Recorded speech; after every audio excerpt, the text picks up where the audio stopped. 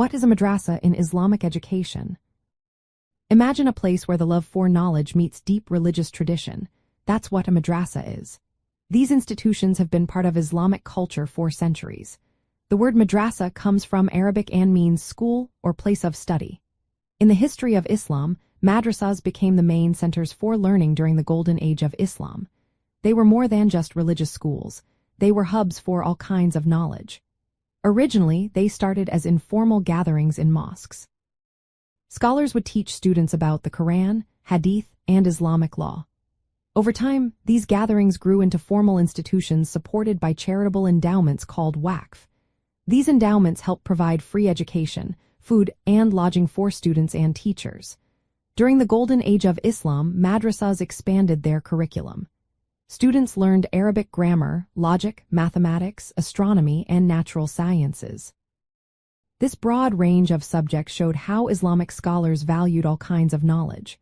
The teaching method was simple but effective. Respected scholars would give lectures, students would take notes, and memorize important texts. When students finished, they received a certificate called an ijazah.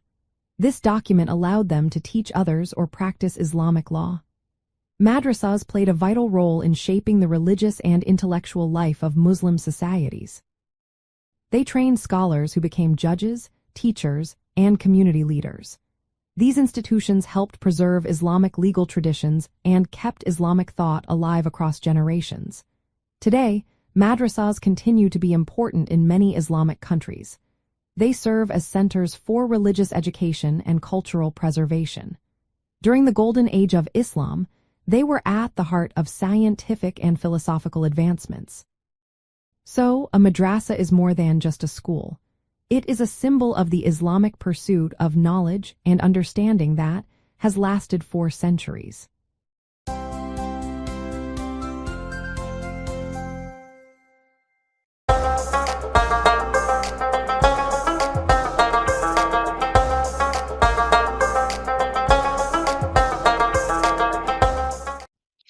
Well, hello there. Thank you for joining me today. Before I get started, today is actually Easter. So I'm going to talk a little bit about Easter before I get to these schools because it does follow along with this Bible business and all of that. First of all, Easter is from the pagan origins. According to an ancient Sumerian legend of Dumuzi, these names are all weird, and his wife Ishtar, Tammuz dies. Ishtar is grief-stricken and follows him to the underworld. Here, naked and bowed low, she is judged, killed, and then hung on display. I love these stories. In her absence, the earth loses its fertility, crops cease to grow, and animals stop reproducing. Unless something is done, all life on earth will end. The name Easter was derived from Eostre, Eostre, originally a Saxon word, denoting a goddess of the Saxons, in honor of whom sacrifices were offered about the time of the Passover. This very fact causes many to wonder if Easter is really a pagan holiday and if it should be celebrated by Christians. The origins of Easter are wrapped up in a celebration of seasonal renewal that has taken place in numerous cultures for thousands of years around the time of the spring equinox. Some argue that even the Christian version of Easter merely perpetuates a pagan age-old familiar theme of resurrection rather than honoring an actual person or event in history. So, So then after the first part, that um unless something is done, all life on earth will end. Well, Anan is missing for 3 days. Always that three, right? So Anan is missing for 3 days, after which her assistant seeks help from other gods. One of them goes to the underworld and gives Tammuz and Ishtar the power to return to the earth as the light of the sun for 6 months. After the 6 months are up, Tammuz returns to the underworld of the dead remaining there for another 6 months, and Ishtar pursues him, prompting the water god to rescue them both. Thus were these cycles of winter death and spring life. Since this myth was discovered on tablets dating back to around 2500 BC, Tammuz and Ishtar might be the protagonist of the first pagan Easter story. Easter's purpose is to commemorate the resurrection of Jesus Christ, symbolizing victory over death, forgiveness of sins, and the promise of eternal life in Christianity. So, did Jesus really rise from the dead? Well, according to Christian beliefs, yes. Jesus rose from the dead, called the resurrection, 3 days after his crucifixion. Those 3 days always get me. From a historical perspective, this is a matter of faith. Christians accept it as a real event. Historians agree that Jesus was crucified, but the resurrection itself cannot be proven or tested in the same way as ordinary historical facts. What they generally agree on is more limited. They all agree that Jesus existed. He was crucified. His followers believed he rose from the dead. The resurrection itself is not something historians can verify using standard methods like documents, physical evidence, or repeatability. It falls into the category of religious belief or faith, not established historical fact. So, under history, documents what people claimed and believed. Faith accepts the resurrection as a real event. The weight of the resurrection doesn't come from historians, it comes from belief within a religious tradition. So historians can confirm that Jesus exists, was crucified, and that early followers claimed he rose. They don't validate the miracle itself. Believers, however, give it weight through faith, scripture, and tradition. And skeptics like myself see it as a story, a legend, or a theological claim, not a literal event. So historians don't make it true, they just document that the belief spread and became influential. So, for example, Jesus Christ and the resurrection, the belief is intended as truth within a religious system, supported for believers by text, tradition, and personal conviction. So, the resurrection is described as a single event. Jesus rises once after crucifixion and then appears to followers over a period of time before departing. Jesus also walks on water. The walking on water is described as a separate miracle during his lifetime, not after the resurrection. Again, these are religious accounts accepted as real within Christianity, but not something historians can verify as factual events. And they have all these miracles over nature, calming a storm instantly, feeding thousands with a small amount of food like the loaves and fish. They also talk about healing miracles, restoring sight to the blind, healing paralysis and severe illness, cleansing leprosy, raising the dead, bringing individuals like Lazarus back to life. And there's also supernatural events tied to him.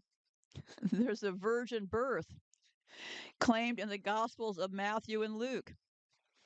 There's transfiguration, appearance change, described as radiant and glorious. After the resurrection, there are claims within religious texts accepted as real by believers, but not independently verifiable in the historical scientific sense. So, as with the resurrection, these are claims within religious texts accepted as real by believers, but not independently verifiable in the historical scientific sense. So, what do these other religions believe? Well, in Christianity, Christianity beyond Jesus Christ, the apostles, Peter the apostle, Paul the apostle, are described as healing and performing signs. Later, saints are credited with miracles, healings, and visions. In Judaism, Moses parts the Red Sea, brings water from rocks. Elijah raises the dead and calls down fire. In Islam, Muhammad associated with events like the night journey. Well, what is the night journey? Well, the night journey that Muhammad does is it's one night, two parts.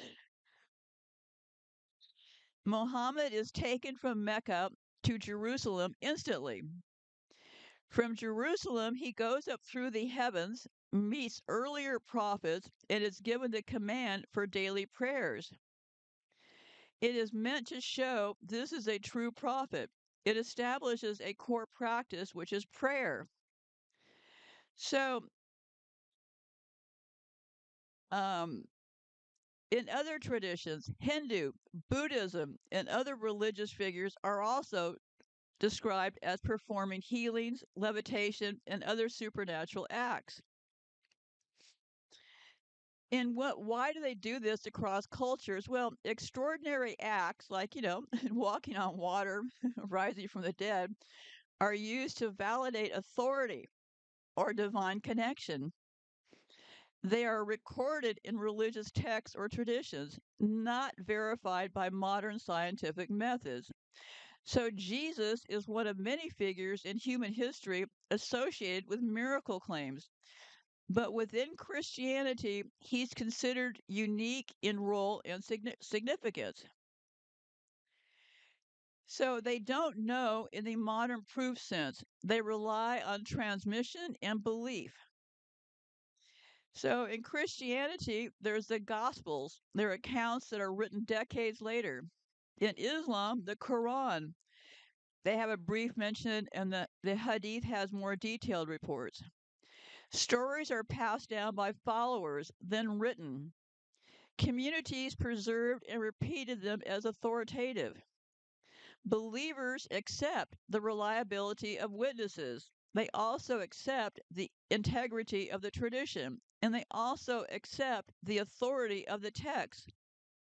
And this is one thing I've never understood because if you would have asked me 20 years ago why I didn't believe in religion, necessarily the Bible, I would say that how could anybody believe something that had obviously been written over and over again over all those years? That has been my belief since the very beginning. Like, that's the part I find even more interesting because I get approached by Christians and they feel a need to try to get me to accept Jesus before I die. Well, not going to happen, but um, they're very polite. It's well meaning. I don't mean anything shady about it.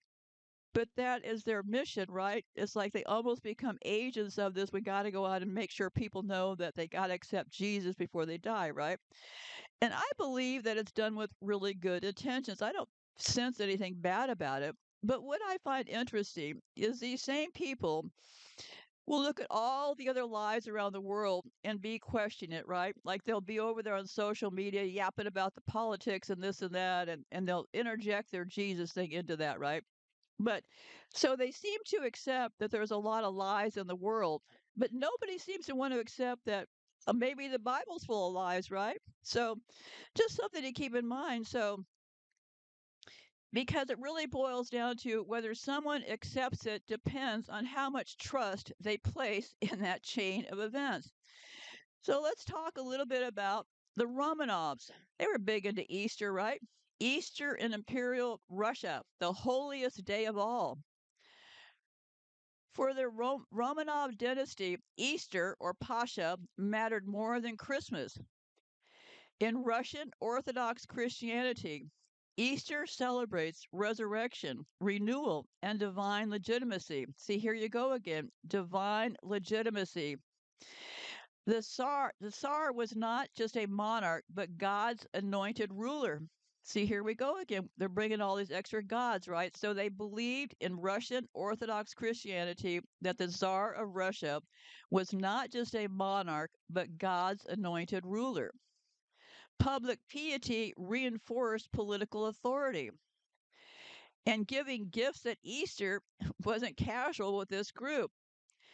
So eggs were already sacred symbols. Long before Fabergé, Russians exchanged decorated eggs at Easter. The egg symbolized new life, resurrection, and a sealed tomb opening. And they used traditional greetings like Christ is risen. Truly, he is risen.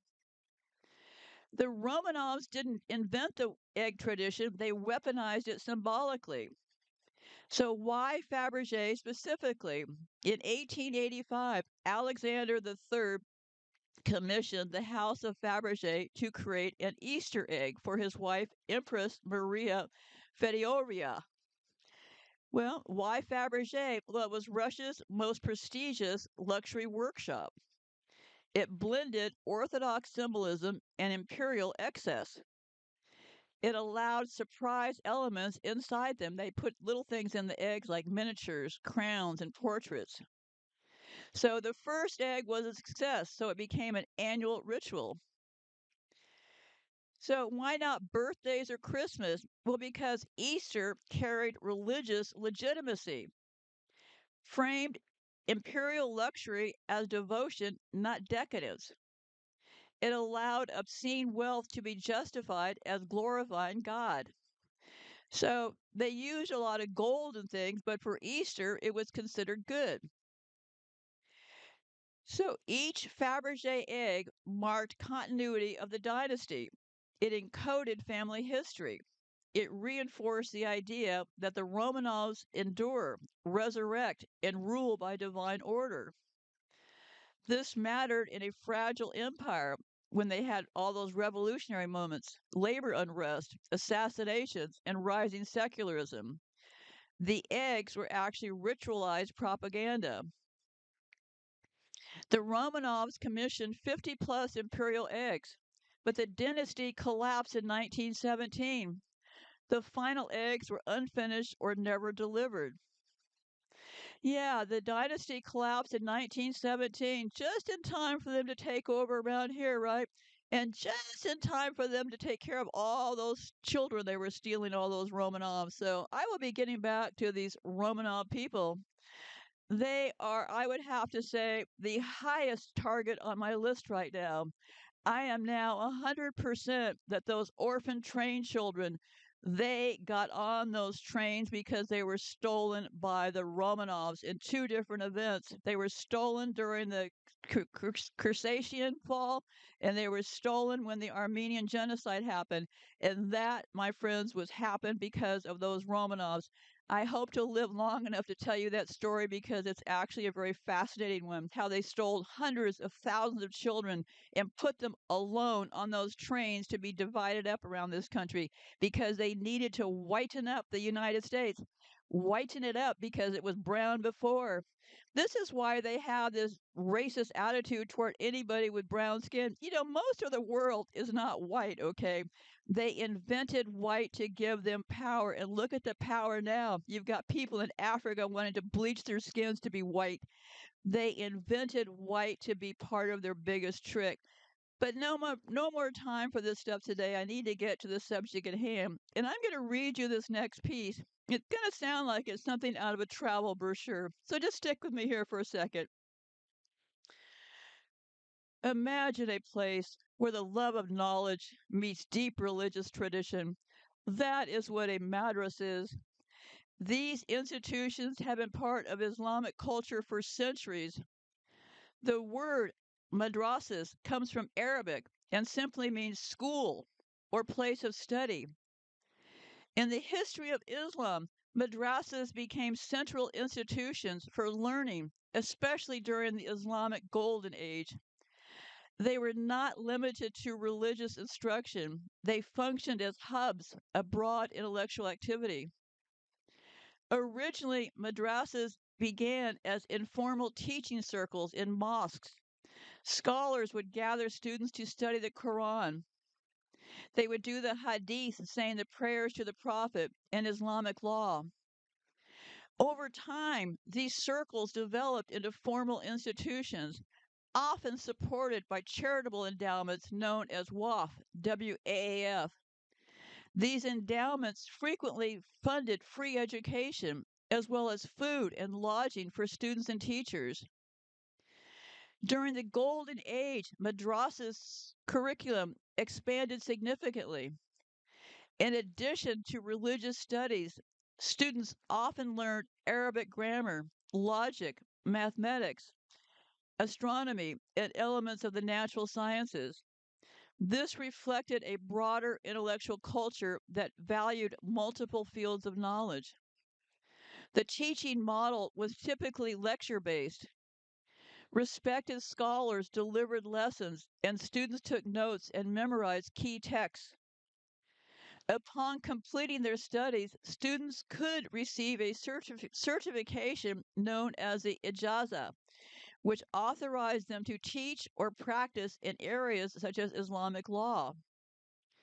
Madrasas played a central role in shaping both the religious and intellectual life of Muslim societies. They trained scholars who went on to become judges, teachers, and community leaders. These institutions also help preserve and transmit Islamic legal and scholarly traditions across generations. Today, madrasas continue to operate in many parts of the world. They remain important centers for religious education and cultural preservation. In essence, a madrasas is more than just a school. It is a long standing institution representing the Islamic tradition of learning, scholarship, and the pursuit of knowledge. And I have to ask, what the heck has gone wrong from then to now? Now, madrasas are typically warehouses full of children who their parents can't feed or house. They're stuck in these things for hours. They're chanting, they're memorizing the Quran. They're not learning anything else. The new madrasas are warehouses where they're warehousing boys in particular. And what's going on? All that chanting. And what's happening is, I've spoken of this in the past, and I need you to really listen carefully. I'm not going off the rails. I'm talking about the reality of what is going on inside of these buildings. Demons. Demons enter through open doors. They have to be given an opportunity to enter.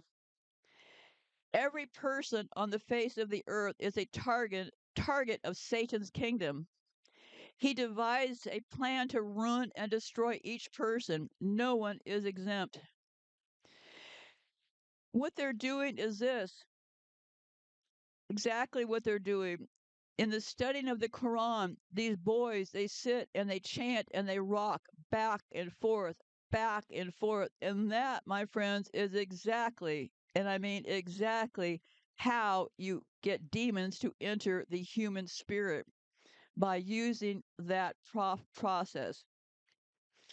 And I will be getting back to that in a bit here. That is just a short introduction of what I'm going to be covering today. It's going to be a rough show. Lots of things going on. They devise these madrasas programs for the elites to begin with. And now, using the hook of the madrasas were used to train the elites, they now are flooded with children whose parents want to do the best for them but do not have the resources. So the lure of food, free food, education, and a place to live is dragging in so many of these children. It's almost hard for me to talk about it. And when I was looking into something, I want to talk about something else first here. I was looking into because I've been talking about the royals lately with this monarch butterfly business. There's actually an excellent book that I started reading. It's called And What Do You Do? It's about King Charles and Prince William's secret billions of dollars in royal finances by a man named Norman Baker. He's a former minister of state and privy councillor, and he lays bare what the British royal family didn't want us to know, namely its extravagant use of public money and general bad behavior. So while I was looking around trying to find out more about Norman Baker and his book, I actually started reading it. But when I was wandering around, I found something that was truly alarming. And because we're talking about royals and the U.S. is now entering into war with Iran, it's important to talk about it. I'm not going to be around forever. So, what I'm trying to do in my shows is I'll weave in things that I have other files about so I can help to pass along what I'm trying to convey about this world we're in right now. And what I ran across is pretty crazy. It's about the duchies and how they're using their donations. And what it is this. In his book, let me talk first about the book. In his book, it reveals how a family that was effectively bankrupt in 1760 is now one of the richest in the country, how they lobby governments and the media to maximize their profits and the public purse. So that's what his book is about. And then I got some comments, and here's some comments that people said underneath it. They are the richest people on the planet and still won't pay taxes and they hide their assets. How many people in the UK are starving so William can play leader? Same situation here in the Netherlands, but at the end, they're all related and carry the same genes of greed. All the wealthy seem to have a gene for greed and entitlement. They believe the fairy tale the press spoon feeds them, including the cult of Diana. William, indeed, is an arrogant, entitled bully, and his wife is an excessively thin clothes horse who married him knowing he'd be king eventually. She even changed universities to gain access to him. They're certainly not the loving couple they're portrayed to be in the press. His affair with Lord Cheshmire's wife having been swept under the rug. I don't know what that's all about. But anyway, so while I was looking into all that, I ran across this very interesting article. It was called British Kings Make Money from the War Dead. And I'll just read parts of it. The king is profiting from the deaths of thousands of people in the northwest of England, where assets are secretly being used to upgrade a commercial property empire managed by his hereditary estate, The Guardian. And this was from an article in The Guardian. So basically, what they're doing is this: the Duchy of Lancaster, a controversial land and property estate that generates huge profits for King Charles III, has collected tens of millions of pounds in recent years under an antiquated system that dates back to feudal times. Financial assets known as bona vacantia, VACANTIA, it's owned by people who died without a will or known next of kin, are collected by the duchy. So if you die at war and you don't have a next of kin, your money and your assets go to the duchy. Over the last 10 years, it has collected more than 60 million in funds. It has long claimed that after deducting costs, bona vacantia revenues are donated to charities. However, only a small percentage of these revenues is being given to charity. Internal duchy documents seen by The Guardian reveal how funds are secretly being used to finance the renovation of properties that are owned by the king and rented out for profit. The duchy essentially inherits bona vacantia funds from people whose last known address was in a territory that in the Middle Ages was known as Lancaster County Palatine and ruled by a duke. Today, the area comprises Lancaster and parts of Merseyside, Greater Manchester, Cheshire, and Cumbria. A leaked internal duchy policy from 2020 gave officials at the King's estate license to use bona vacantia funds on a broad array of its profit generating portfolios. Codenamed SA9, the policy acknowledges spending the money in this way could result in an incidental benefit to the privy purse, the king's personal income. Properties identified in other leaked documents as eligible for use of the funds include townhouses, holiday rentals, rural cottages, agricultural buildings, a former petrol station, and barns, including one used to facilitate peasant and partridge shoots in Yorkshire. Upgrades to these places owned by the king include new roofs, double glazing windows, boiler installations, and replacements of doors and lintels. These sources familiar with the duchy's expenditure confirmed the estate was using revenues collected from dead citizens to refurbish its profitable real estate portfolio, making considerable savings for the estate. So they're basically taking the money they got off the backs of dead war people to refurbish their estates that they use for profit. One said Duchy insiders regarded the bona vacatia expenditure, which has until now not been publicly disclosed, as akin to free money and a slush fund. The diversion of bona vacatia funds in this way has proven a financial boon to the king's estate. The practice of helping make rental properties more profitable, which indirectly benefits the king, who receives tens of millions in duchy profits each year, income that Buckingham Palace says is private. Earlier this year, in his first annual payout since inheriting the estate from his mother, Charles received 26 million from the Duchy of Lancaster. The Guardian identified dozens of people whose money has been transferred to the king's hereditary estate after they died in the Northwest in places such as Preston, Manchester, Burnley, Blackburn, Liverpool, Ulverston, and Oldham. Several had been living in rundown properties or social housing that contrast with the high end duchy properties being transformed with the money they left behind. So, from very poor people, right? Some of their surviving friends were aghast to learn their assets were being used to renovate the king's properties, calling the practice disgusting, shocking, and not ethical. Buckingham Palace declined to comment.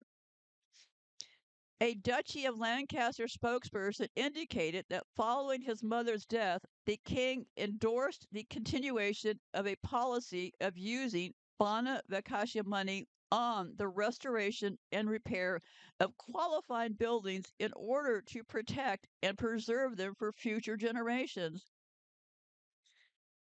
In most of England and Wales, the assets of people who die without a will and have no identifiable relatives are transferred to the Treasury, which then spends them on public services.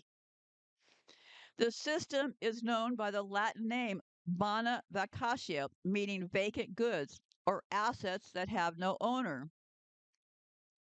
However, under a custom that has its roots in the medieval period, two hereditary estates or duchies belonging to the royal family can collect bona vacatia from people who die in two regions in England. They also collect leftover assets owned by companies at the point they are dissolved. One is the Duchy of Cornwall, which generates profits for whoever is the heir to the throne. Charles used to closely manage the duchy, but last year it passed to his son, Prince William. It collects bona vacatia funds from deceased Cornish residents. The other is the Duchy of Lancaster, inherited by Charles from his mother, Queen Elizabeth II, when she died last year. Both duchies are professionally run businesses, run empires that manage swaths of farmland, hotels, castles, offices, warehouses, shops, and urban property, including some of London's prime luxury real estate. Boy, lucky those people died so they could pay for all this stuff, isn't it? Neither duchy pays corporate tax or capital gain tax, giving them a significant commercial advantage. They have become huge cash cows for the royals, generating the equivalent of more than 1.2 billion, I'm assuming that's pounds, in profit over the last 60 years. Both duchies have long claimed that once costs are deducted, the money is distributed to charities. The Duchy of Lancaster's website states that proceeds of Bona Vacatia go to 3 registered charities after costs are deducted. However, the account suggests only 15% of the 61 million it has collected in Bona Vacatia over the last decade has been donated to charities. Well, I guess we should be happy they donated 15%, right? So, according to multiple sources, have been used for several years and been directed toward renovating properties. Yeah, of course. The practice accelerated from May 2020. I wonder why. When policy SA9 was introduced to provide duchy staff with guidance on what bona vacatia could be spent on. The term bona vacatia is not used in the policy. Instead, it contains a vague reference to special costs. The policy states that such funds can be used for the public good to repair, restore, preserve, and protect the fabric of duchy properties when they are categorized as heritage assets. However, the definition goes well beyond listed buildings that are on the Northern National Heritage List for England. Using a much broader definition, duchy owned properties qualify for the funds if they fit within a further 7 categories, including buildings located here or there, blah, blah, blah. I think we get the point, right? Um, the 2020 document outlining policy SA9 appeared to acknowledge an indirect financial benefit to the monarch, but states that the funds should not be used in a way that directly benefits the king. They love to split these words. The primary intention of the expenditure must be the preservation and protection of the fabric of the property, and any benefit to the privy purse, in other words, the king, is incidental to that purpose. Well, I think we got criminals all around us now, don't we? Here in the U.S., we have people going crazy, yelling for more blood, right? Lindsey Graham is running around yelling, kill them all, murder them all. We've got people over in Israel popping champagne over legalized murder of Palestinian prisoners. And then out of the middle of all of this, we have Donald Trump this week came back with his claims about Elvis, Elvis Presley. It is likely these people play multiple roles, okay? Trump himself has brought this up. He first documented in 2018 saying that he looks like Elvis Presley. Well, I think he probably does, right? And just recently, a couple of weeks ago, he came up with an AI generated image showing himself half of his face and half of Presley's face. I think he's maybe just mad that nobody's pointed it out. Yeah, he probably is Presley. I don't know. Melania Trump plays many roles. I'll put a clip down below. Melania Trump, also from Eastern Europe. Let's not forget that. And they also are now claiming that Sarah Ferguson is holed up with Priscilla Presley. So, yeah, I don't know about all this stuff, but I'm going to be getting back to the more serious subject now. So, one last thing about these hospitals. I also read in the Diddy case that in the last show I did about these monarchs and stuff, and how they'll donate money, like Epstein will donate money to the hospitals, which give them access to the hospitals. I remembered after I did that show that in the Diddy things, I remember people talking about, they said that when they'd have problems with people being, well, needing medical care because of being raped and stuff, they said they would roll up on the back door of the Beverly Hills or wherever the hospital was, and the doctors would take care of them. So, yeah, they all connect, every single one of them. So, my last piece of advice, they had another thing called these No Kings Day. They're big rallies. They've had a couple of them here in the United States. So they're big rallies saying we don't want a king, we don't want Trump. Well, I would suggest that be mindful, okay? I was talking about them using children's pictures in a last show or two, okay? This No King's Day, people need to stop participating in these things. People were actually registering for this event. In other words, Yeah, I'm going to attend the No Kings Day. Let me sign up. Let me log on to your website. Let me give you all my information. And during the No Kings Day, they also had some contests. Hey, send us your picture with you and your sign at No Kings Day, and we're going to give out a prize. They were mining people for pictures, right? You got to stop responding to these people that way. You got to stop feeding them information because now they got all your registration information. They got your pictures you submitted to try to win a prize with. And nobody ever bothered to look who was running this No Kings Day. Well, it's being run by the normal group of people, the private equity people. The registration system was run by them. You got George Soros in there. Too much for today, but all I'm saying is stop participating in things where you're feeding them your personal information or your children's information. So I'm going to start with the next show, but I'm going to be taking a break first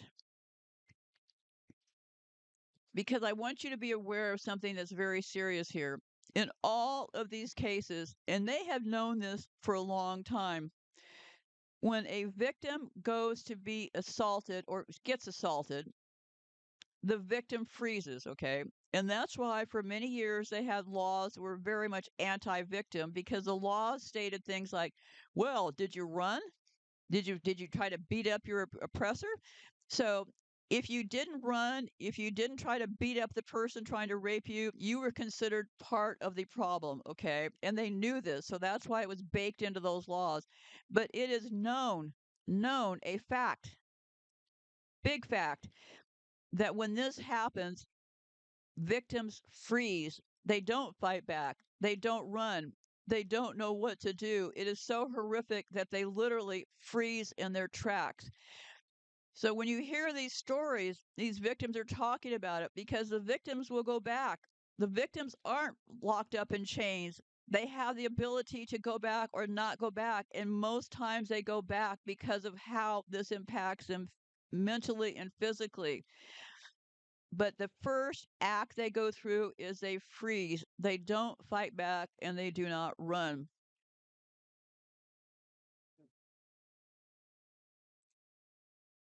So I'm going to be playing a clip so I can take a break here. But I'd like to give you a little bit of background before I play this clip. This clip is probably one of the better clips that I've listened to. What was going on is this. About 12 years ago, if you look through the different videos and news organizations, you would find that they were talking about these madrassas as far as they were teaching children to hate the United States. And there's actually cases, there was a whole case where the U.S. Treasury blacklisted madrassas. So the feeling from 12 years ago was this that, hey, they're teaching all these kids to be terrorists. The horrible thing. Look at it. Terrorist kids. So basically, 12 years ago, they were talking about these kids being run by terrorists, the schools run by terrorists, and the kids were all becoming terrorists, and all these terrorist kids were going to come and kill everybody, right? That was about 12 years ago. And this clip I'm going to play is from about 6 years ago. That is about the time that I can pin to when the awareness really started to shake place. And you'll hear certain things. You'll hear things like children in a trance like rhythm as they recite the Quran. That is about invoking demons right there. Trance like rhythm reciting the Quran. That is exactly what it is. So let me give you a little bit of background before I play this clip. The madrasas, the classical period for these schools for the years 1000 to the 1500s. The core purpose, train religious scholars, teach law, theology, and Arabic. It was funded by these WAQF endowments.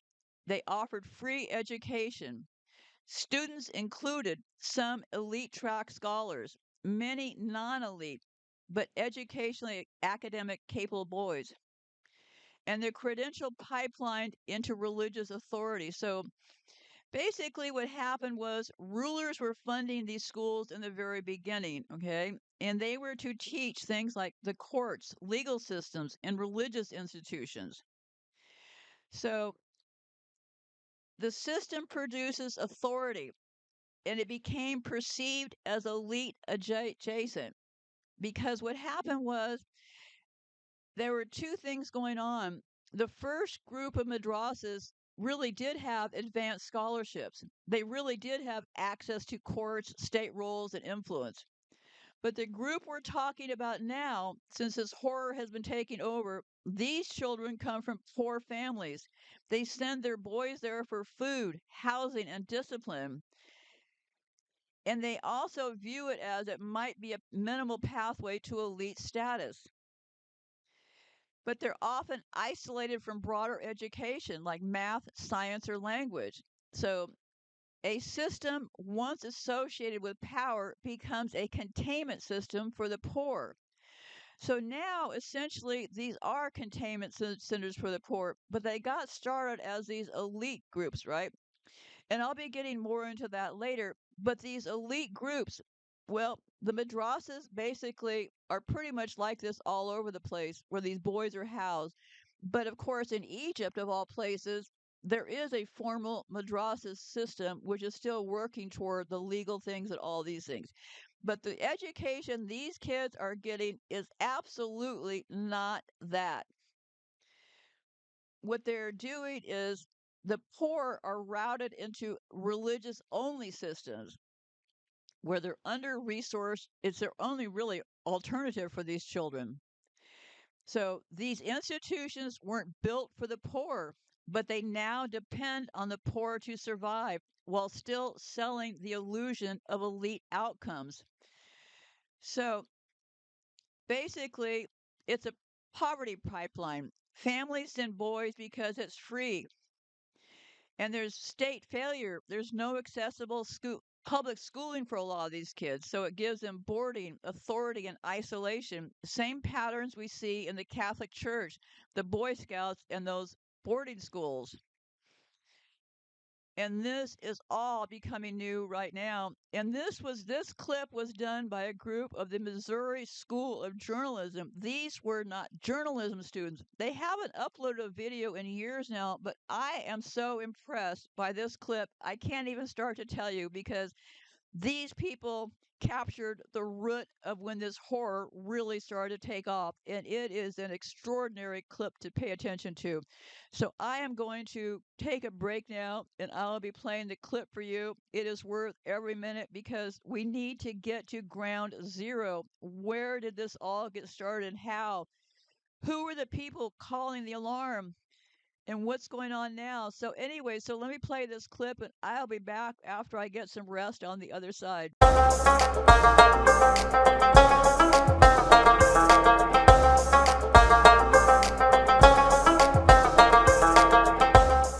9-year-old son to a religious institution.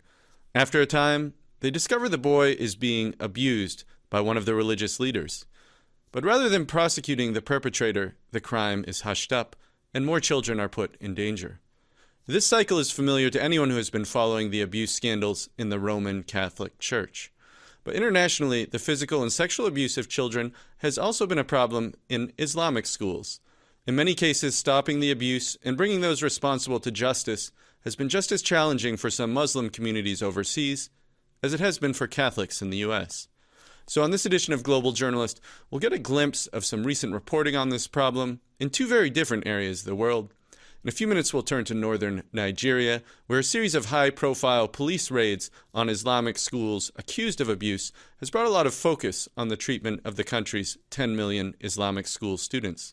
But first, we're going to turn to Pakistan, where an Associated Press investigation from 2017 found that sexual abuse is a pervasive and long-running problem in that country's Islamic schools.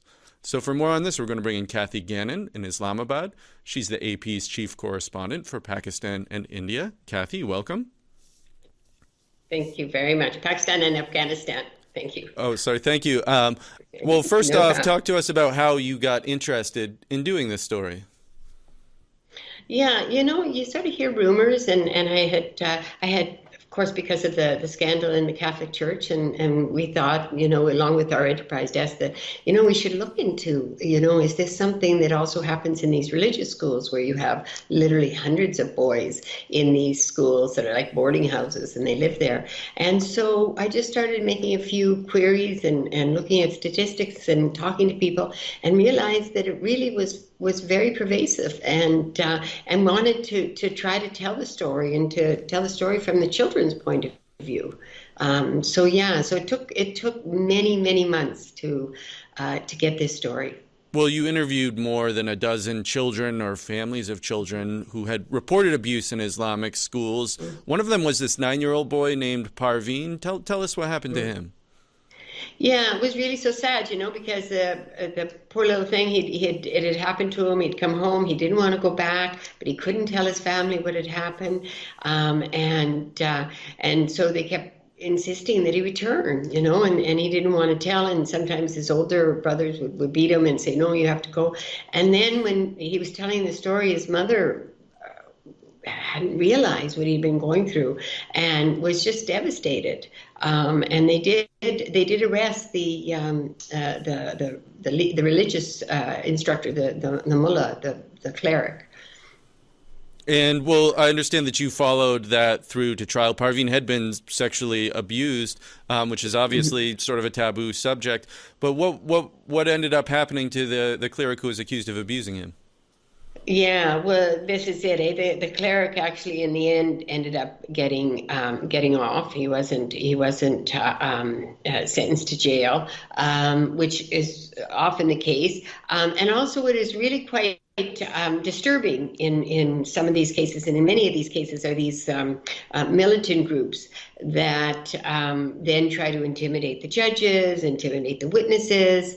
At the courthouse of one case that I went to, there were some members of this militant group, and I didn't realize until after that they were there. Or I didn't realize when I first went, but I realized as we were sitting there who they were, and they're very dangerous and very intimidating, and so they also frighten the families into not saying anything, or into changing their story, or withdrawing the charges. So it's different layers that are involved that make it difficult for children and for the families of children to have these charges laid. And also, and just like in the Catholic Church, these children are religious leaders and very important people in their lives, and so also they don't know how to respond to it, and how to tell their families that this is happening, and also they feel guilt, and then they feel shame, and then they're told not to say anything, and they're threatened. So it's really torturous for these children. And you raised this issue of the Roman Catholic Church scandals in the U.S. and some parallels there as well. But talk to us in Pakistan about how the police handle these cases. Sure. It's very difficult to get the police to act on these cases, in many of the cases. Sometimes because there is a level of corruption within the police. They're bribed, or they're paid not to do anything. But also there's a feeling that you can't go after the religious people, and they really, to take that step to actually go after a religious person and to lay a charge and to put them in jail is a huge thing for them to do, and so they often ignore the cases unless they're really the family is really insistent, and the investigation is minimal, and the effort that's put in is limited. So that's the other half of the equation is even once the child finally tells his story and his family wants to do something, then you have to get the police to actually go ahead and do something about it, and to actually arrest the cleric. Well, to be clear, I mean, obviously, like there are many different madrasas in Pakistan, and certainly not all of them are involved in abuse or sexual abuse. But it sounds like there also is perhaps a tolerance that the children will have sort of a harsh life in some ways at the madrasas. That they will be, very disciplined in strict ways. Well, I mean, there is that level of strictness that's in the madrasas, and that sort of, as you so rightly say, is an acceptable expectation among the families. But also, too, the vast majority of the kids that are in these madrasas are from the poorest. And so they get fed, they get kept there, so it's room, board, and they go home maybe on the weekends. So this is also, it's a very difficult choice for their families to make because they can't afford to send them to school. They don't have the money for the books and that, so they send them to these madrasas. And you're absolutely right. It isn't in every madrasa, just as it isn't in every Catholic parish. And it's certainly in the Catholic Church. It's not just in the United States, it's around the world that these incidences and thousands of them have occurred. So, I mean, it's a real phenomena how these religious leaders are getting away with this abuse of brutalizing of children. So, and it's a real disturbing phenomenon, and it certainly is very prevalent within these schools, and just as it is in the Catholic Church. And I'm not sure how you explain that, to tell you the truth. Well, Kathy Gannon, thanks so much for taking the time to join us. Thank you very much for having me. A reminder that this is Global Journalist. On today's program, we're talking about the problem of child abuse in Islamic schools overseas, an issue that has some parallels to the sex abuse scandals that have rocked both the Roman Catholic Church and the Southern Baptist Convention in the U.S. And we just heard about the problem in Pakistan from Kathy Gannon of the Associated Press. Up next, we're going to turn to West Africa. There, this issue has been making headlines in Nigeria after a series of police raids released about 1,000 people, mostly children.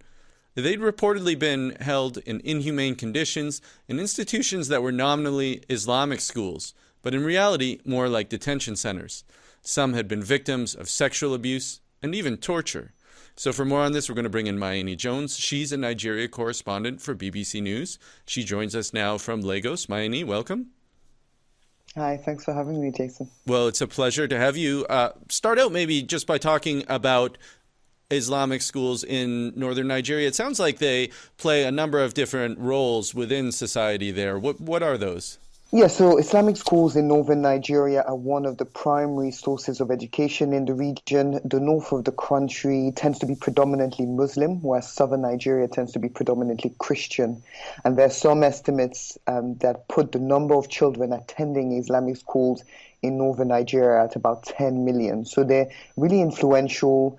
They're a big source of education, but they also, some of them double up as rehabilitation centers for people with drug addictions, as well as reform centers for young people that may be truant, may have behavioral problems. And also some of them may serve as places to take mentally ill patients. So not only do they provide a religious education, but they also have this slightly reform center. They also act as a reform center. Well, the police carried out a series of raids in several different states in Nigeria over the past month. Tell us what they found. Yeah, so the first one of these was in late September. The police found about 300 people in a school or rehabilitation center in the city of Kaduna, which is one of the biggest cities in northern Nigeria. These people were found in chains. There was a mixture of adults and children being kept together in the same facility. And when the police interviewed them, they said that they had been abused, they'd been prevented from leaving the center, that they were sexually molested by the people running the center, and often starved And over the next 6 weeks, the police carried out a number of other raids across Kaduna City, but also in western Nigeria, in the state of Kwara, in Katsina in the north, and in southern Nigeria, including in the country's biggest city, Lagos, showing that the problem was prevalent right across the country. Well, you visited one of these institutions that was raided in a town called Dora in northern Nigeria, I understand. This is actually the hometown of President Buhari. What did you see there? Dara is a relatively small town compared to a bigger city like Kaduna. The center we went to was a Quranic and rehabilitation center, and conditions there were pretty horrible. It was a very small building. There was a courtyard in the middle of the building, and it was surrounded by about 5 or 6 very small, dark cells. They had bars on the windows and doors. The floor was completely littered with bedding, soiled clothes, rotting food. And we spoke to some victims there who told us that about 40 men and boys would be kept in one of those tiny cells, that they would be chained, that they would be forced to urinate and defecate in the same place where they ate and slept, and that they were often taken out into the courtyard by the malam that ran the school and by some of the teachers to be physically and sexually abused. Do you have a sense as to why these police raids took place now? I mean, as you describe this happening across the country, these schools are fairly large. I mean, there must have been some sense that people knew what was going on to some extent. Yeah, it was interesting because visiting that center in Daura, but we also visited one in the city of Katsina, which is about an hour's drive from Daura. They are in residential areas, densely populated areas, and we were told by both former students and neighbors that the pupils would often be taken outside of the school to receive their religious education. They're quite cramped buildings, so there wasn't always space for them to be taught within the walls of the school. So neighbors saw them and were aware of them. But speaking to some of the neighbors, when we asked them why didn't they report the conditions to the police, they said they'd see these young men in chains. They said that the men running the centers are very influential. In the case of the gentleman in Dara, they said he had big connections in the business community and big connections politically as well, and was wealthy. These schools are not cheap. Parents, we were told, in the case of Dara, were paying about $80 a month to send their children there, which is a lot of money in the area. So many of the neighbors were too scared to act, and they thought that the police might not do anything about it because these men were so well connected. Well, give us just a sense as to how the public is reacting to this. Obviously, this has been a big news story in Nigeria. You know, it's funny, Jason. It has been a big story in Nigeria. I think it's been a bigger story internationally than it's been in the country. For many people, there's a sense that the young men who are in those centers are criminals or drug addicts, and so they deserve the treatment they've been given. We've spoken to some analysts from northern Nigeria who say that the treatment of young people in those centers is very well known by people from northern Nigeria. I think a lot more people are outraged outside of Nigeria than within Nigeria itself. Well, give us just a sense as to what the overall government response has been. Is there a move towards more systematic regulation of these? The government's reaction has been quite muted. There was a statement issued by the presidency in late October condemning the conditions in those centers. The statement said that no sensible democratic government would tolerate the detention and the abuse of young people in the name of rehabilitation. But we haven't seen any evidence of any concrete measures being put in place to actually deal with the problem. A report came out this week by Human Rights Watch looking at the way people with mental illnesses were being treated in similar centers across the country. And they commended the government for closing down and raiding these centers, but they also said that more needed to be done for the victims, that psychosocial support needed to be provided, that they needed to have access to social services. And the government hasn't outlined any policies or plan to try and help these victims beyond closing down the centers. There aren't enough rehabilitation centers for people with behavioral problems or drug addictions in the country.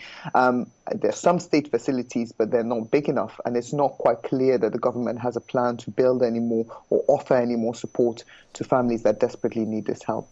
Umayani Jones, thanks so much for taking the time to join us. Thanks for having me. A reminder that you're tuned into Global Journalist. I'm Jason McClure.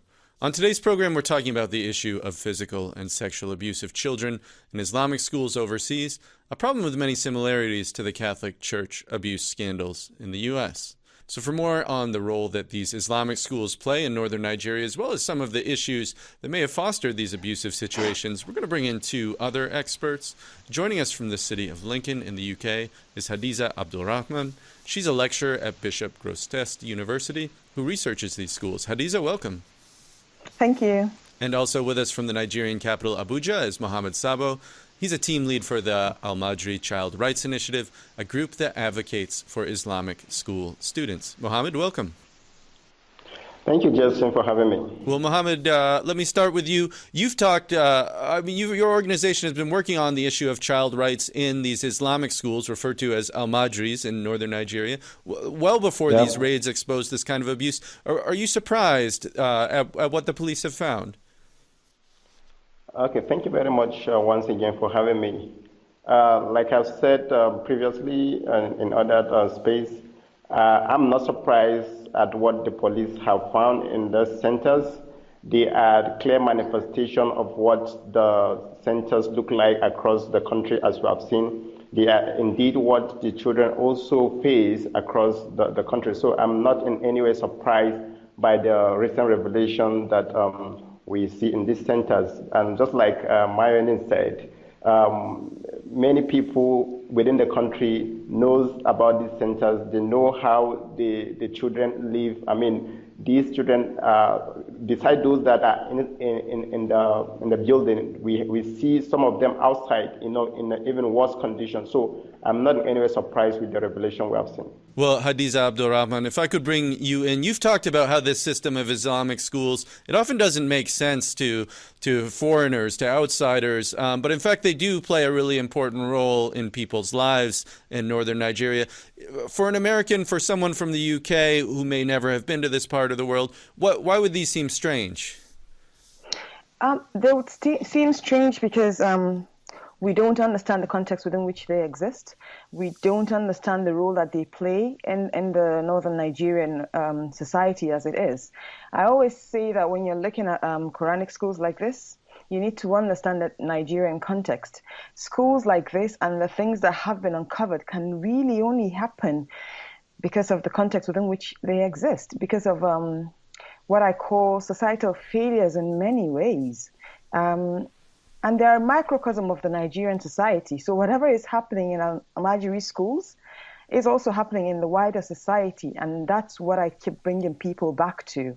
These things are not unique to these schools at all. That's what happens in homes, in police stations, in Western-styled schools, and other establishments all across Nigeria. Well, you raise a good point there, but Mohammed Sabo, if I could turn this to you, give us just a sense as to what the daily life is for the average student, the average Al-Madri, as you refer to them. What's it like for them? What do they do? So in this regard, I would like to disagree with Hadiza a bit. For me, if we are to solve the problem that is associated with these children, we need to be transparent in our communication. We need to be able to differentiate and at least say the reality of what things are. The reality of these children in these schools, besides what we see that they are being confined in such places, what about those we see begging on the street every day before they eat? What about those we see exposed to abuse and dangers? What about those we see being used for child labor and all that? So it's not enough for us to say that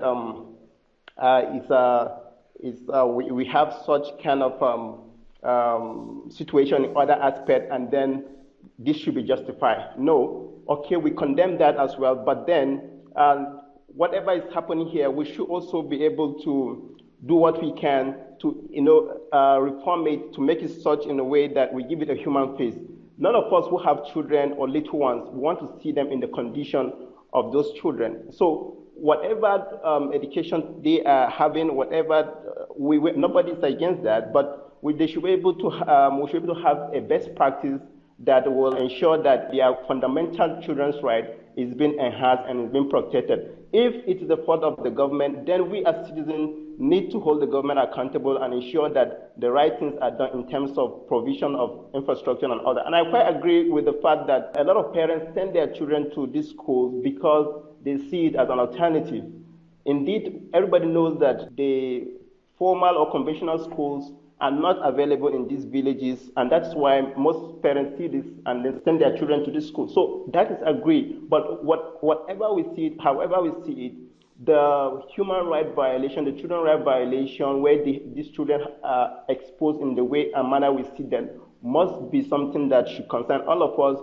And for me, it should be the central focus of our discussion. Well, Mohammed, let me stop you there, because I think you raised a number of different points there, and I want to let Hadiza respond to them. But you raised this one aspect of child begging, which is a way that, which is a feature of many Islamic schools in northern Nigeria, is that the students, quite young, 8, 9, 10 years old, they go out with bowls and they beg to support themselves for food or for money. And they are taught classical Arabic scriptures, the Quran, and are not taught math and science and reading in English. And so I don't think anyone here is condoning the abuse that's taking place. But Hadiza, if you want to pick up on this.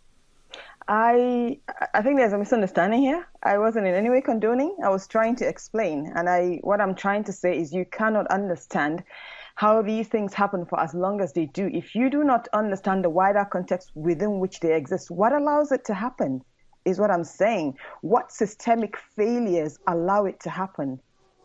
That's the point I'm bringing us back to. If children are begging on the streets, that cannot be right under any ramifications. Who is taking responsibility for that? We live in a country that does not know how many Quranic schools exist. We have a guesstimate of how many boys are in this system. People send their children to these schools because they have no choice, because they think it's suitable, they think it's available for various reasons. What the state can do is to try regulating, to try reforming, but really to move past platitudes and do something about it. I'm saying that we need to understand the wider context, systemic failures and systemic issues that allow these schools to exist in the way that they do. Yeah, and Mohammed, if I could turn this to you, Hadiza raises some good points here. I mean, there was a story by Reuters earlier this year. It was actually about Senegal and Guinea-Bissau, but there's a similar Islamic school system there as in northern Nigeria, I understand. And in fact, there was an aid agency that went and rescued a bunch of children who went to an Islamic school but were forced to beg on the streets of Dakar in Senegal to support themselves. So this aid agency rescued them and returned them to their home villages, but their parents were upset. They basically didn't want their children to be rescued and were basically saying, like, we preferred them to be in the Islamic school because it's better than the alternative that they have in the village. I mean, certainly you can see that point of view. So I agree with Hadiza on the point that she raised about systemic failure. And for me, that has been the central focus of our advocacy. It's about governance, failures of governance in all ramifications, in terms of failures to use the state resources for the benefit of the poor, in terms of also using the state resources and capacity to enforce the laws where necessary. So however you look at it, indeed, it's the failures of governance and all that. And it's first of all, we need to be able to indeed hold government accountable to demand that these schools be available for these children where they come from, and so that they don't see a school that violates their rights and as an alternative. But in relation to what you say about some parents in Senegal, we all know that the state has responsibility and obligation to protect children from abuse, exploitation, even while in care of their own parents. So even if parents protect the right to stop their children from begging in the manner we see, the state has the responsibility to protect the children from it. And well, this certainly makes sense, Mohammed, but let me move this back to Hadiza because our time is growing short. Hadiza, I mean, if you could highlight one thing that is misunderstood about these schools by outsiders, what would it be? Everything. So I looked at something I call the dominant discourses. I think even in our manner of looking at this system at the issue, we lose sight of what meaning it holds for the people who send their children there, and we approach it from the perspective of another meaning making. So for me, it's about meaning making with the best of intentions, with all our solutions. If we do not understand the relevance of this system, the meanings these people hold for the practitioners, we keep getting it wrong. And that's what I keep getting people back to. Understand the reason that people send their children. Understand the reason that people still send their children to the foot of the malam. We might be Western schooled, and that means that changes our way of viewing what education is. But till we truly know that education for them means different things, that these people are trying to make the best in a country that has given them so little, and yet we come back and we scapegoat them for everything. So for me, the biggest misconception is that it leads to people becoming Boko Haram, the non-state Islamist terrorist group. There's this belief that former Al-Majire end up being Boko Haram members, and that for me is by far the biggest misconception. The most correct narrative for me would be as a matter of child's right concerns. It's disturbing that children have to beg. It's disturbing that children have to live like that, and that should be where our focus with. So with that, I agree with Mohammed. No, I mean, I think what you say makes a lot of sense, particularly given that something like only half of children in northern Nigeria are in formal primary schools, and if you have a child with addiction or psychiatric issues, there aren't other institutions that deal with this. The investigative eye looked at this program, and it's where it went to a government-funded rehab center, and they found people shackled even in a government-owned rehabilitation center. Well, so when I say this is widespread, you find the same. We have what I call a prayer economy. And these are Murray last words. A prayer economy is where you go to churches and clerics, Muslim clerics, for ministration, for healing, for everything. This is the society within which it exists. People prefer to go to malams and pastors rather than go to hospitals. Well, we're going to have to leave it there because we're out of time. But you raised a number of great points, Hadiza. Thank you so much. As I mentioned, we're out of time for this edition of Global. Okay, as one show note, you might want to check out some of these terms yourself. I provide all of my show notes so you can see exactly what trail I took.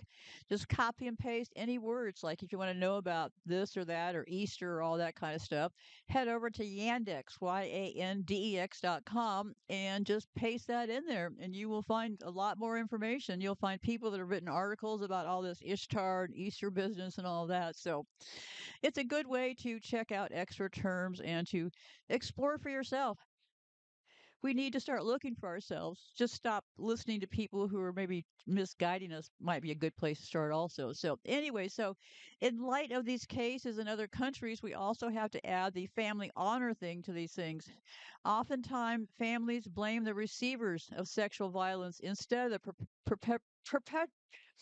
perpetuators, not believing that respected authority figures would engage in such behavior. Did you hear that part?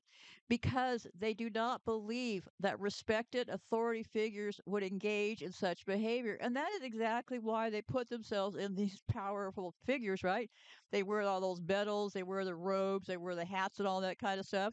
That puts them in a authority figure position, right? Trust the leaders, listen to them.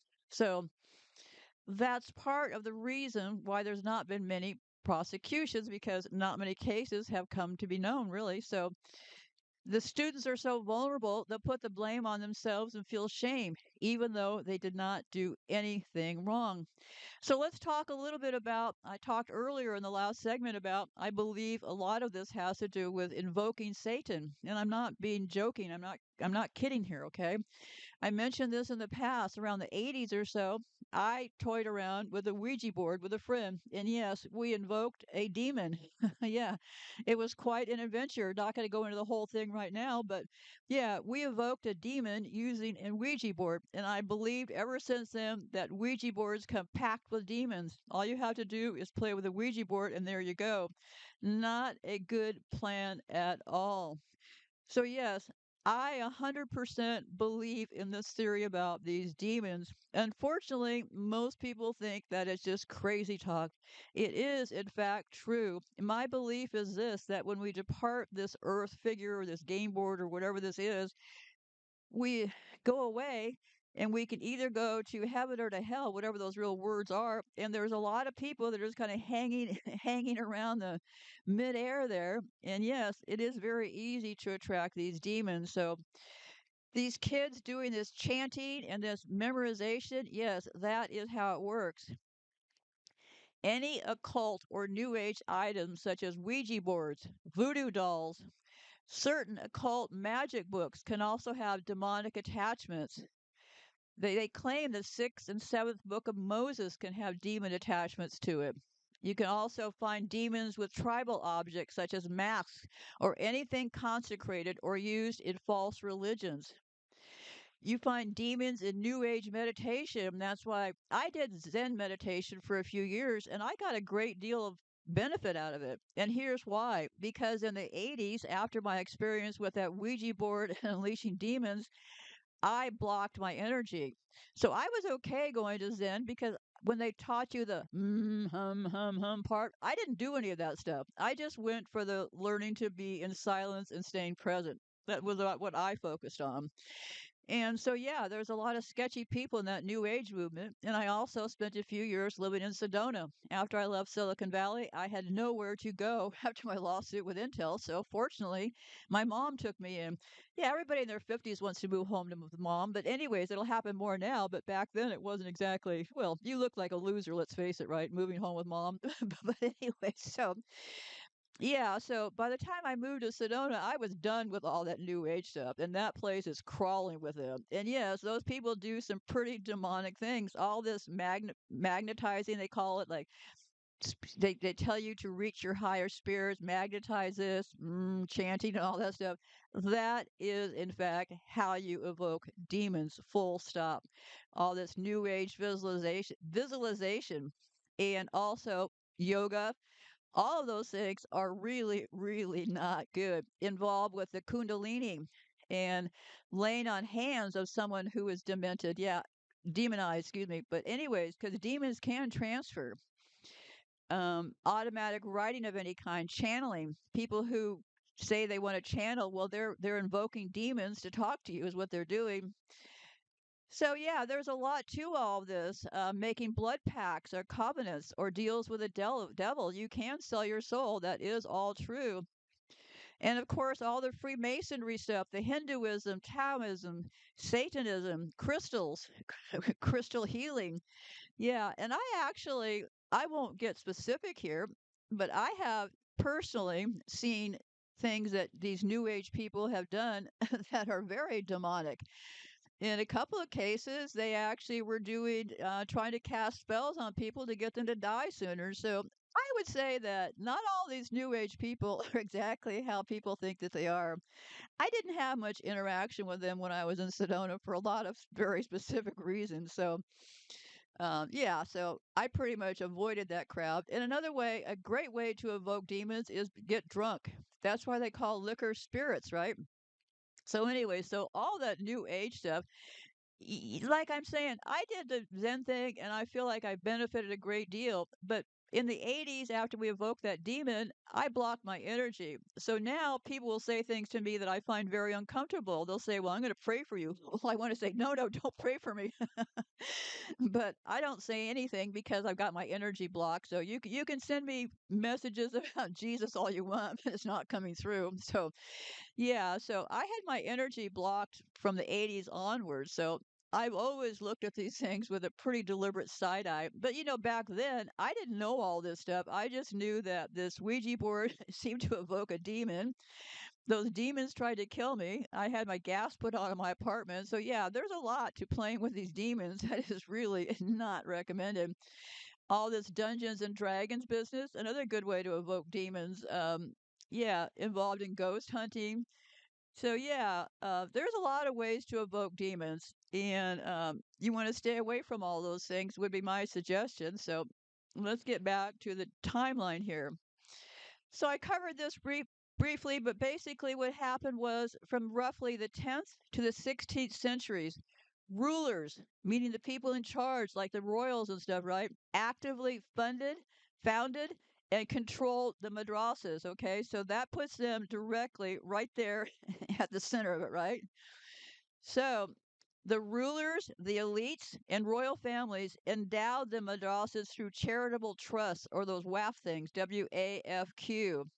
These paid for the teachers' salaries, student housing and food, buildings and maintenance, and that made madrasas free for students and financially tied to the ruling powers. So, so why did rulers invest in these madrasas? Well, this wasn't just religious charity, it was governance. Rulers needed religious credibility. That's where the church and those royals are always together, right? Supporting Islamic scholarship signaled, well, we rule in accordance with religion. Also, scholars trained in madrasas often validated rulers publicly. So you see, the rulers set up the thing to get free education to people. They selected who got in, and then of course those scholars who came out on the other end, they became part of that class, right? So of course they didn't really say anything bad about the rulers. And these madrasas, they trained judges, they trained legal scholars. These people ran the courts, they ran the religious law systems. So madrasas were effectively state training institutions, and it standardized teachings of Islamic law and doctrine. And it helped unify large empires with diverse populations. Yeah, get them all under control with that religion, right? So there's a lot. The one I found was the 11th century, if any of this is even true, right? And then there's one, the next one was in Egypt. So Egypt is the key here. But the Ottoman Empire, they started building large state integrated madrasa systems. So those systems back then were very, very different than how they turned out now. They weren't really controlled by the rulers, but they were heavily influenced between the rulers and the religious folks. Really, I mean, they're pretty much partners in this, if you ask me. So how does this compare? Well, medieval European universities were funded by kings and church, and later systems like state churches, crown-backed education systems, even some modern religious schooling was tied to state funding. So, education system plus moral authority plus state funding plus long-term influence over society, and that is exactly how it all worked. So, royals and ruling elites historically worked closely with the madrasa system.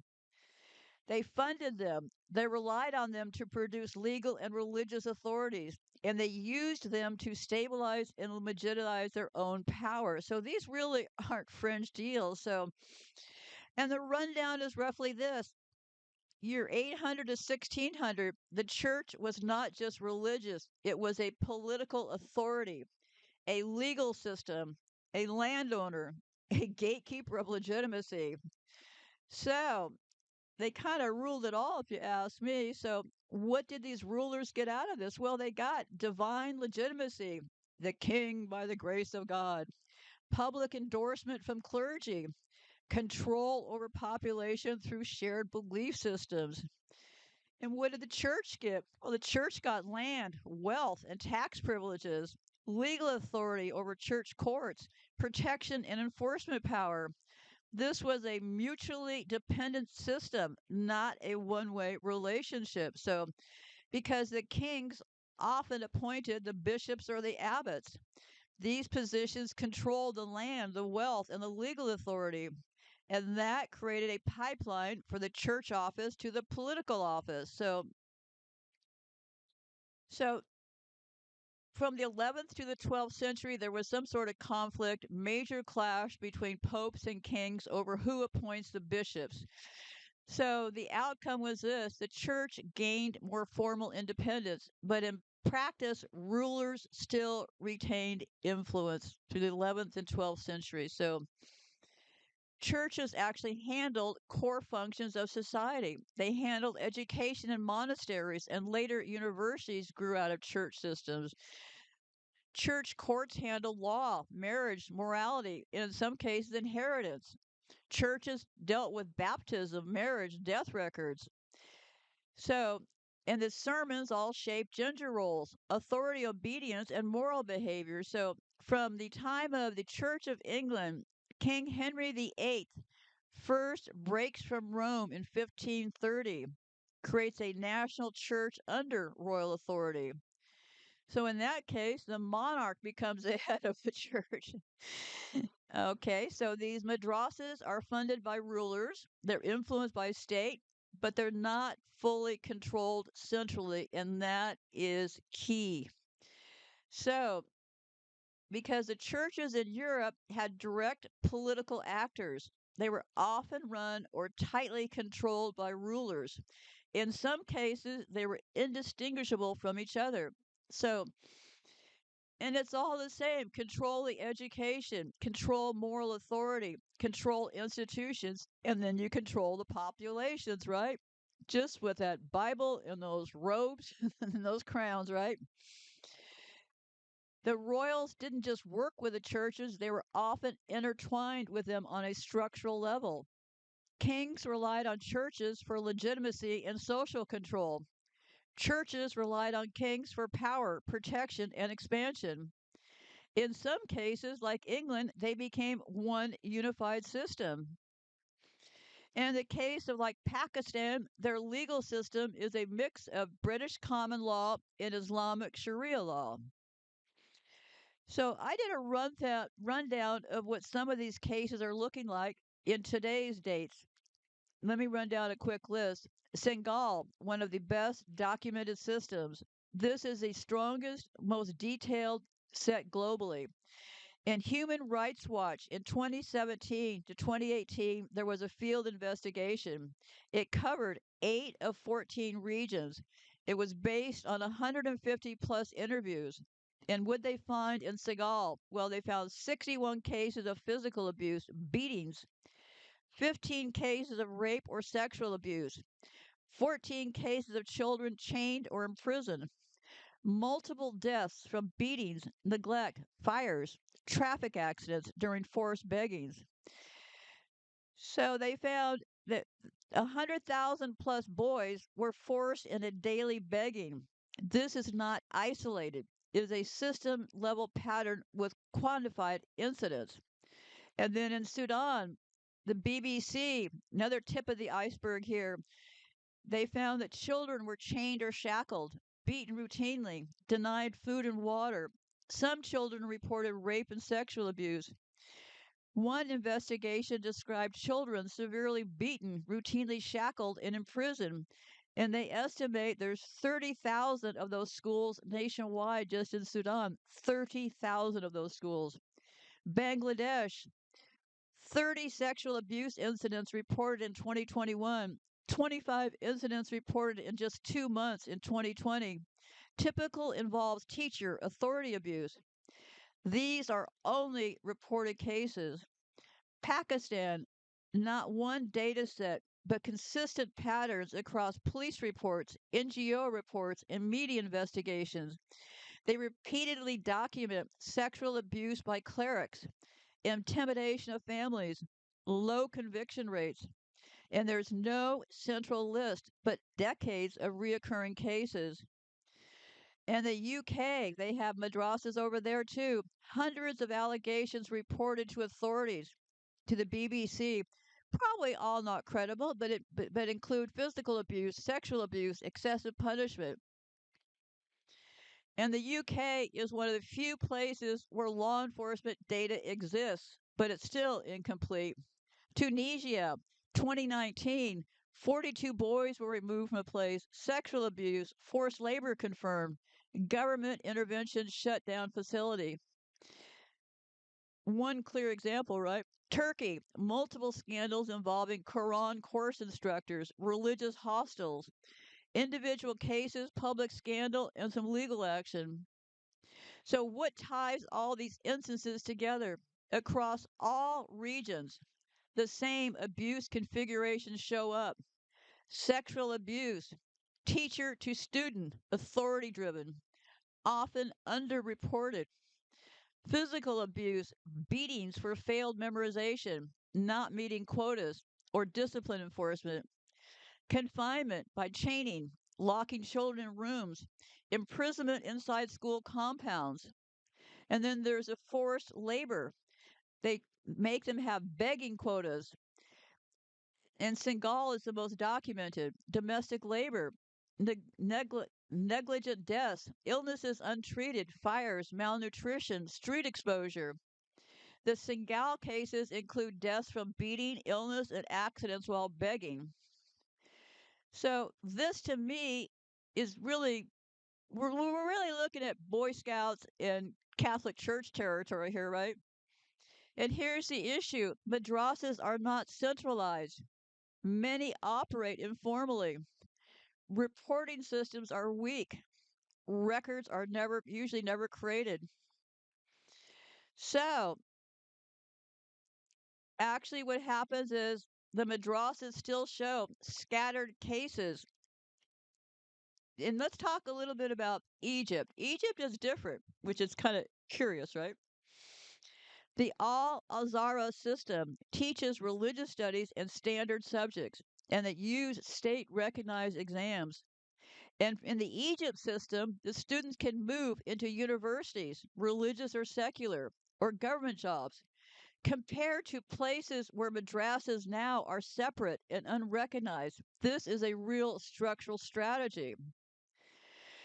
And this is how it works if somebody's entering the school system in Egypt. A boy entering an Al Zajar school at age 6 is not cut off from the national system, can still pursue medicine, engineering, or civil service. That is very different from systems where early entry narrows options quickly. It's not equal across Egypt, though. Urban versus rural schools differ in quality. Overcrowding and resource constraints do exist, but they do get to go to university and it's still competitive. Their access depends on exam scores, economic background, and connections like many countries. So Egypt still has a broad youth unemployment and pressure on graduate markets, but the system keeps doors open but doesn't guarantee outcomes. So Egypt reduces the risk by letting people go further in the schools. But when you get into one of these madrasas, that's going on right now, they are basically chanting the Quran and memorizing it. Egypt is the strongest example. The Al Azhar system runs in parallel with the public system, follows the general curriculum plus Islamic studies, and its diplomas are treated as equivalent to public school diplomas. That means madrasas study there is not simply a poor family fallback. It can still feed into recognized higher education and state linked religious authority. So, yeah, Indonesia is more of a mainstream integrated case than a purely elite one. Yeah, some of them are different, but like Bangladesh is mixed. On one side, the reformed Ayala section is integrated through the state subsidized girl attendance and treated as part of the wider education system or the other. So everything is different, but basically the madrasas are for the poor kids, and there's no out from there, right? You don't get to go to university, become a doctor. They're all living on, well, in the past, all of our great scholars came from madrasas. Now, don't you, little peasant, want to send your little boys to this place too? Then you can dream. One day they may become a law person like this fine madras citizen who graduated from our finest madrasas in Egypt. Just send us your boys. We'll pay for the food. We'll pay for the housing. We'll keep them under our wing. We'll take care of your boys. And in the end, they will have success beyond your wildest dreams. Well, that's all a lie, right? So, uh, Pakistan is the, excuse me, mass poverty. You see, Pakistan is the clearest case where madrasas are often discussed as part of a lower cost religious and welfare infrastructure, especially where families need free or cheap schooling, food, or boarding. UNESCO describes many Pakistani madrasas as locally or subnationally managed rather than fully integrated into one national mainstream pathway. So, yeah, so there's different situations in every one, but in short, Egypt, the strongest elite pipeline. So, yeah, why Egypt, right? Well, I have my reasons. What do you think? So, so they're different. And like I said, I have every single little detail you ever want to know about in my notes. I've been trying to provide you with the most detailed notes that I can for the last year or so because I want to leave a record of where I was with all of this stuff, right? So all of my files are being shared with you for the purpose of maybe you take it from here. I don't know. But I made a decision years ago that I would share my work as I went along. So I'm just completing what that decision was back then. So yeah. Anyway, so there's no continuous. So these other madrasas are very poorly run. They don't really know how many of them are, right? So because, for example, they trace these back to the Ottomans and all that stuff. I'm not going to go all the way there. I have it documented. I looked at all of it, but I'm here to talk about what is going on with these boys today and how exactly this got sold.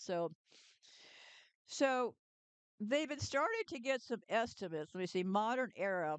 Um, Only in the late 20th century do we get some real national estimates. And Pakistan has been the most studied cases. They think there's about 12,000 registered schools, but they also think there's 20,000 to 30,000 plus, including unregistered. And there was a rapid expansion after the 1980s Afghanistan war and foreign funding influx. So, yeah, it's hard telling. In Bangladesh, they have two systems. They have the state recognized one and they have an independent one. And combined, that leads to tens of thousands of schools. But like I said, nobody knows how many. Nobody knows how many schools. I'm just guessing here, right? So, in Indonesia, maybe 25,000 plus institutions. And Egypt has that network, thousands of schools, but they're fully state integrated. Isn't it funny that Egypt is the only one that's fully state integrated? Huh, interesting, huh? So let's do a rundown. Before the year 1000 to 1800, the madrasas were elite, they were limited, and they were urban. The numbers were relatively small but influential. After the 1900s to the present, madrasas became mass education layers in some countries. Numbers exploded, especially where public schooling is weak. Religious networks filled that gap. So, um, they have there's funding nobody really knows about where the teachers are trained. Um, so there's no data set of madrasas from Ottoman times to today. So, hey, no idea, right? So, I don't have any numbers to really share with you because nobody knows the numbers, right? Broadly, the fastest current growth is in places where the state school system is weak, exclusionary, or failing to absorb children. The clearest case is Afghanistan. UNESCO's 2024 Madras brief already warned that madrasas' prevalence was increasing while girls and women were barred from secondary and higher education. And the 2025 UNESCO education report says more than 2.13 million primary age children were out of school as of 2024. Learning poverty poverty exceeded 90% for 10-year-olds, and schools face severe teacher shortages, weak oversight, poor infrastructure, and over 1,000 closures from conflict or disasters. So basically, thanks to all these wars, the local schools are all gone away. So what's coming in now? Well, all these madrasas sponsored by elite organizations, right? Get those kids chanting and invoking demons is how I see it, quite simply, right? Listen, I'm close to the edge of this game board. If anyone thinks I'm going to play nice and kind and all that kind of stuff, you've been madly mistaken, because I will tell you everything that I'm thinking about, which I have been doing for the last 9 years. The lid is off. This stuff has got to be exposed. We've got to talk about this stuff. I'm talking about the last year for some of these things. But in Indonesia and Egypt, the pattern is different. There are not good examples of madrasas shrinking away, but they are the clearest examples of religious schooling being absorbed into stronger national systems rather than replacing them as emergency safety nets. So, yeah, there's a big shift between, for some reason, Indonesia and Egypt. They seem to be taking this much differently. So, when the state fails on access, madrasas expand because they are cheaper, local, and often provide food, boarding, or social legitimacy. UNESCO explicitly notes that madrasas often offer an economically affordable or socially acceptable form of schooling. That is why growth is strongest where families are priced out of general education or where public schools are unavailable, shut, unsafe, or politically restricted. Afghanistan and recent Bangladesh fit this pattern most clearly. When the state is stronger on credentialing, curriculum control, and mass enrollment, madrasas tend to become integrated, regulated, or specialized. Under When we're talking about the Egyptian system, but under these other systems, it's like it feels to me like it's all in free fall, right? I kept looking for numbers. I kept thinking, well, maybe this group has these numbers, maybe that group nobody has the numbers. So this is really we're really talking at the really beginning of the disaster that's these madrasas, right? I think probably up until a few years ago, they were probably able to still sell them as a pathway out of poverty and to becoming elite, right? Well, they probably are still selling them that today. So, anyway, I'm going to put this on hold for a second. And sometimes these kids go into these systems at 5 and 6 years old, and they don't exit until they're 16 to 18 years old, similar to standard schooling. So, anyway, so yeah, they're not getting much education. They think they're sending their kids there for good and to study the Quran, but I don't know. Maybe, maybe that was the biggest trick of all, right? Most parents would do about anything to help their children and see them succeed and do better than they have done. And this 100% feeds directly into all of that. So they don't really have curriculum in these schools. Um, the system that keeps boys the longest are boarding, independent madrasas in Southeast Asia and parts of Afghanistan. Those systems are most associated with closed career loops, lower economic mobility. So, yeah, systems that integrate with national education like Egypt and Indonesia, they keep similar ages, but they do not trap students because they preserve exit options. So yeah, once you get into one of these schools, you're not going to get out, right? That's not part of the plan is to let you out. So yeah, so that's the other part of this whole thing is once they go into this system, well, they're in that system for a very long time.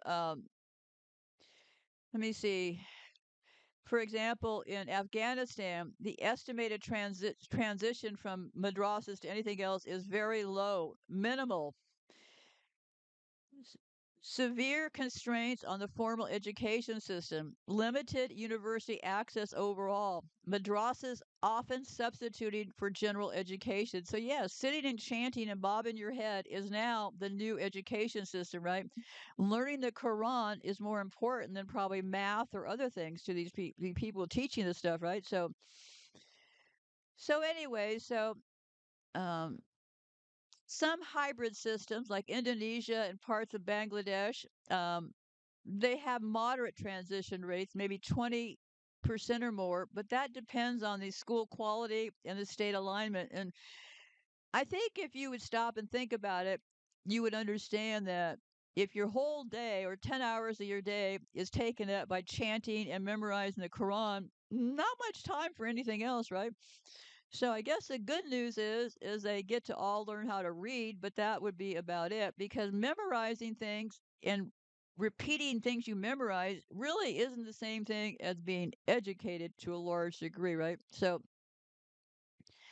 I think if you want to look for independent studies, you probably look at Pakistan and those areas that seem to be not being as bad as the rest of them. I wouldn't say that any of them are good, but uh, and why many boys don't reach university. Even when university is technically possible, attrition is high because of entrance exams. Language requirements are often English and limited seats. And these kids have weak math, science foundation in some schools, and the rote learning versus analytical skills. So families need income early, so students leave before completing higher secondary. Some Madras certificates don't map cleanly onto university requirements. So yeah, once you're out of that system, it's kind of, I would call it a closed loop system because you're not going to really get out. And sometimes people can switch out of the system, but that's pretty rare. Switching out of the system does happen, but it's uncommon. Once a child has spent several years in a full time madras, especially boarding ones, the rate varies a lot by country and whether the madrasas is integrated within the state system or independent. So, how often do students switch out? Well, if you're in Egypt and parts of Indonesia, yeah, you can probably swatch out to a different school if you decide you want a different kind of education because they have the same or similar curriculum. They have recognized exams and grade levels. They have administrative pathways. But the other schools don't have any of that. So getting out of that school into another school is not really, well, I'm not saying it's impossible, okay? Maybe one kid might get out, right? Because I did a rundown of the dates. Ages 5 to 10, switching is still possible, but curriculum overlap exists. Ages 11 to 14, they call it turning point. Divergence accelerates. Age 15 plus, switching becomes very difficult. Often requires starting over academically.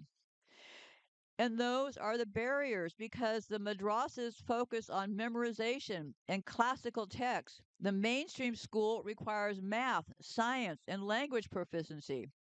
So students can be years behind in required subjects. So yeah, they probably would say, yeah, your student can switch schools. But what they don't say is, well, maybe 1 out of 1 million will get to switch schools, right? So they can make these statements. Yeah, sure, maybe one kid can switch schools, but not your kid, right?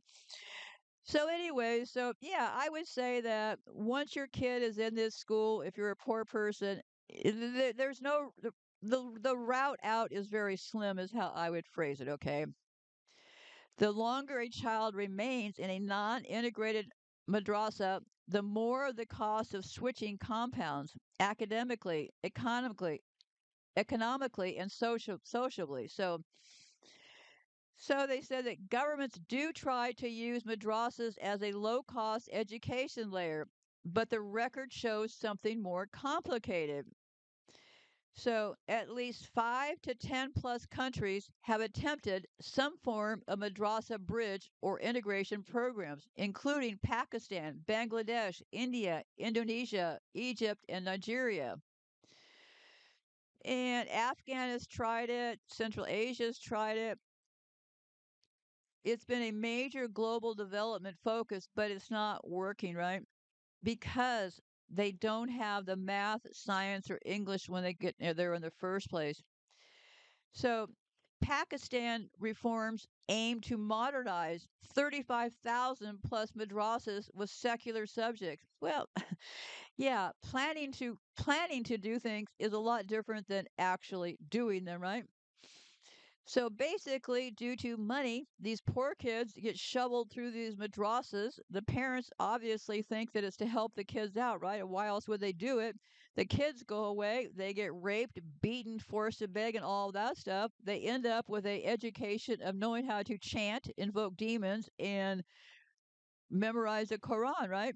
And the family gets the kid free housing and all that. The families are usually not educated themselves, so in their minds, 100%, they think they're doing what is right for the child, right? So it ends up being this closed loop system of really, I would have to say, terror. I still feel pretty off balance about all this madrasa stuff. I've had the file that I wanted to talk to you about for a long time, but haven't been able to get to it. But now that I'm focused on all this rape of males and boys, boy, it's really something else. It is really something else. And the only information that's coming out is from some of these NGOs, and they're trying to push towards integration. But I don't know. I'm not trying to be a negative nanny here, but yeah, I don't see that much is going to change because really we're at the tip of the iceberg. This stuff has only been getting talked about just a few years ago, literally. So anyway, so yeah, it is a very bad case. Hold on a second here. I'm put this on hold. So we essentially went from the madrasa system was the elite pathway into power. Present in many regions, the madrasa is a safety net for the poor or religious specialization. And that shift wasn't accidental. It came from colonial restructuring of education. It came from global economic systems favoring technical professional skills. It came from the rise of universities as gateways to wealth and influence. There is no firm evidence that European universities were directly modeled on madrasas, but they were indirectly intellectual and institutional influences moving from the Islamic world into Europe. So, yeah, all about this education, right? Parents want to get their kids educated and they say, "Yeah, we got the answer for you. Send them to these madrasas. We'll teach your kids." But madrasas were always primarily focused on Islamic law, but over time they became more exclusively religious due to political, institutional, and economic shifts. So, yes, the first phase, the science, philosophy, and medicine flourished under these things, but these were often taught in courts, hospitals, and private circles. Madrasas were never the main hub of science even early on. So, yeah, a lot of reasons to take a side eye look at these people, right? I believe this was sold. Just same thing as those Boy Scouts. Well, look, the elites and the Royal Star of the Boy Scouts. If you're lucky, you can get your boy in here too. They always want to sell based on, well, come learn what we know. Well, I think all this gets started because people have a basic need to want to do well and do kind and good things. And this is exactly how a psychopathic society operates. They know what all the weak spots are. They know exactly how to exploit them because that is exactly how evil starts to work. So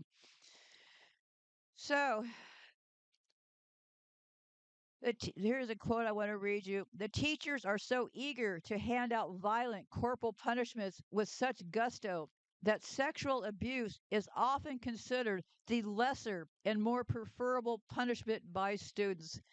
And that is a very sad case. When a child gets sexually abused in a madrasa, they often do not understand that they have been sexually violated. They are terrified to speak out. We think there should be a student body in every madrasa where students can discuss their problems. It is easier for students to talk among themselves than to parents or teachers. But the bigger problem is that people have a misconception that religious clerics like imams and madrasa teachers live on a higher moral ground. They often get away because of the public support. These people put themselves on those pedestals. Sex education is not taught in Bangladesh except in a handful of pilot projects. This means that most children learn about sex from their friends or the internet, usually via pornography. The lack of understanding of what sexual abuse and consent is further contributes to their silence. Sexual abuse in Madras is not uncommon just in Bangladesh, but all over the world. In Turkey, reporting on sexual abuse of children at state-run Islamic Hatip schools have seen broadcast bans by the ruling party. Banned from the media, the victims and their families air their grievances on social media. In Pakistan, where dogmatic religion is explicitly imposed through violent acts with impunity, including murder to silence dissent, child rape by religious clerics is rampant. The Associated Press found 359 cases of child rape solely by the imams and various other religious officials between 27 and 2017, but extremists have always wielded tremendous power. So, sexual abuse of children at religious institutions is one of the least discussed, mostly due to the triple taboo: sex, minors, and religion. The Catholic Church has been embroiled in a scandal that threatens to change how it may look decades from now. Cardinals, bishops, priests around the world have been summarily charged for their numerous impressions, but not enough of them have even bothered to get charged. So, where do we think these other people will get charged? Well, I would say I'm going to close this with a rather negative attitude. I don't see any hope for change. What I do see is hope for ending this silence. I can't go and change these madrasas. It's beyond my power, but I can plead with you. Keep your children within your own sight. Do not send your children to these schools, and I'm talking any country. You'll know more when I get back about these other shows that I'll be working on. Keep your children in your eyesight. Keep them in your range. Know what they're up to. Sit down, talk to them, turn off those devices. Reintroduce yourself to your children. Start a relationship. Make them feel safe talking to you, even if they need to talk about it's an uncle or a cousin or a grandparent that's doing this or a school doing this to them. The children need an opening to be able to talk. They're not given that today. Parents are rushing off to here and there, running to school sports and all this stuff. Stop all the action. Focus on the children. And I don't know what else to tell you except try to be safe out there. And please, please try to carry on what I'm trying to tell you about here. This silence is not going to help any of these children. I thought the Catholic Church was pretty bad. Listen, if it'd been up to me, those churches would have been burned to the ground the first kid those people laid their hands on. Why are they still existing? Burn it all to the ground. Be safe out there and goodbye for now.